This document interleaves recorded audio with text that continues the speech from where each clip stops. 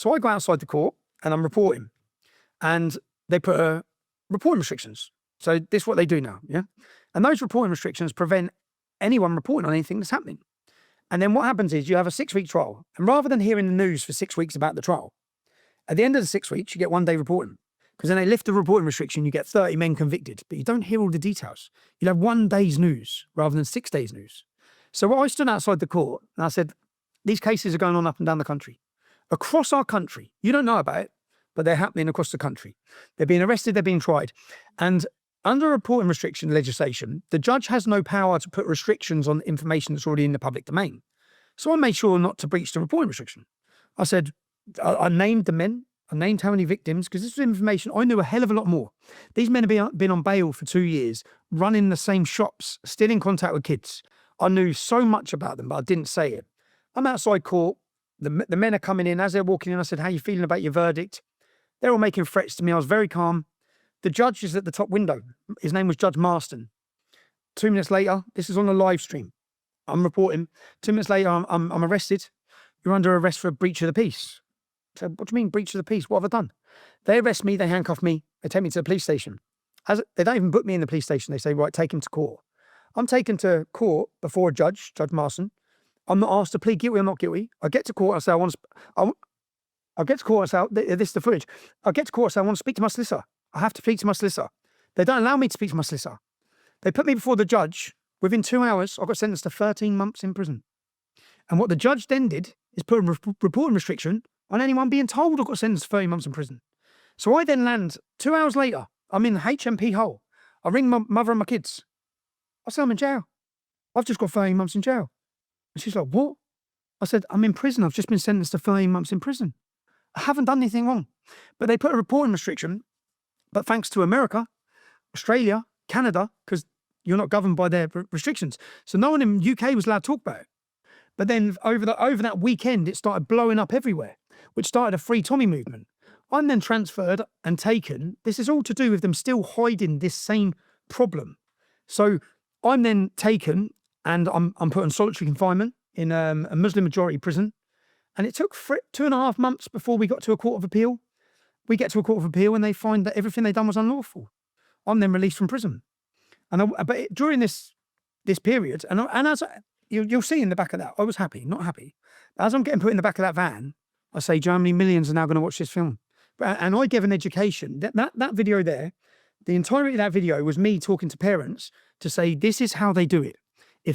This is what's happening to your daughters.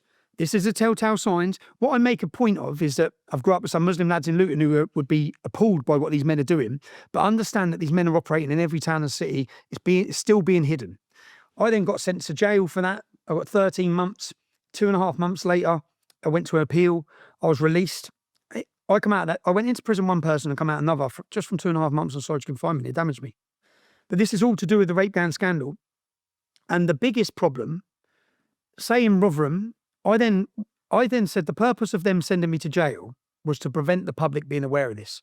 So when I come out of prison, I said, I'm now going to work tirelessly to make the world know what's going on. And I then started working on a 5-part series called The Rape of Britain. And I spent 12 to 18 months in a small town called Telford. Telford in the UK has I picked Telford because Telford has a 1.7% Muslim population. And trust me, if you've got Muslim communities in America, this is already happening. Yeah? It's already happening. This is happening everywhere where there's an Islamic community. So in Holland, for example, it's Moroccans. In France, it's happening. It's Lebanon. It's happening across. In the UK, it's majority Pakistani. But when you look at the demographics of all of the men, they're Afghani, they're Iraqi, all of them are from definitely Islamic countries. The majority are Pakistani because the majority of the UK Muslims are Pakistani. So I go into Telford, 1.7% Muslim population, spend 12 to 18 months, and I meet so many girls. I had a focus of 12 women, and I'd sit them down for 3 hours, 4 hours, and I'd interview them. And then I built a database. We've done a full-scale police-style investigation in this town. And the reason I picked this town is because I thought there's not that many Muslims there. I'll be able to find out everything about every one of them. And I can work out who's who the families are, how they operate. So we end up building a wall of men. Now, from that investigation, I got 264 names from these women. Then the police do an investigation in Telford.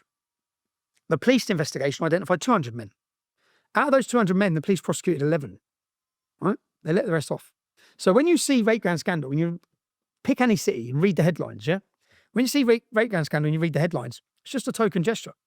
They can't afford to put them all in jail. They wouldn't have the prison spaces to put them all in jail. So in Telford, 5 are dead. 5, a whole family were burned alive. Yeah, 5 of these victims just in Telford. Now, the police investigation identifies 200 men and 1,000 children that have been raped. So in Telford, with a 1,000 children have been raped. By 1.7% Muslim population. When you look at the 1.7% Muslim population, roughly 3,500, 4,000 Muslims, you take away the women, you then take away the under-16s, you're looking at the police figures of 200 is 20%. Our figures, 264 we had named. Then there was an independent inquiry, which got 350. So you're looking at 20 to 30% of the Muslim men in that town are raping young girls. Now, this is where you get into understanding why the Labour Party have not dealt with this. Yeah, this sounds, and you can watch my 5-part series. Now, we find police officers involved, Crown Prosecution Service, politicians, the whole community are involved. And in that town, so if you've got 20 or 30% of the men that are raping these girls, some of them are being tortured, some of them are being murdered, just in this small town of Telford. What do you think is happening in my town where there's 50% Muslim population?